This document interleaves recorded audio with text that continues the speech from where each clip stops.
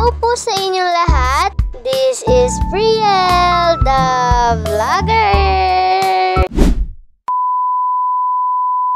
Hello guys! I'm back! Sorry nga po pala dahil ang tagal ko nga po ulit hindi nakapag-vlog. And today, nagbiyahe nga po pala kami ni Daddy dyan ng alak. At pagkatapos, nagmerienda na nga rin po. Nagbuko juice nga po pala kami dyan ni Daddy. Pati po itong parang bilog-bilog na tinusok sa stick at nilagyan ng asukal. Sorry guys, di ko kasi talaga alam yung pangalan niyan. Pero masarap po talaga siya. And yan, paalis na nga po kami. Makulimlim nga ang langit today.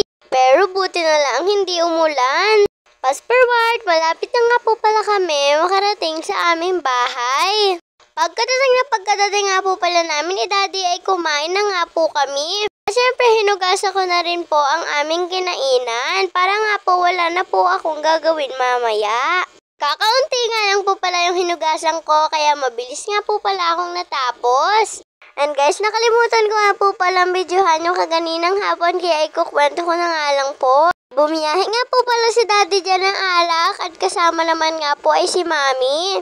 And kami po ng kapatid ko ang iwan. Dahil wala naman po akong ginagawa noon ay nagsaing na po ako at saka po naglinis. Habang yung kapatid ko po ay tulog. And siguro sa susunod ay makakapag-vlog na nga po ulit ako ng tuloy-tuloy. Yun lang po muna for today's video. Maraming salamat sa panonood. Enjoy!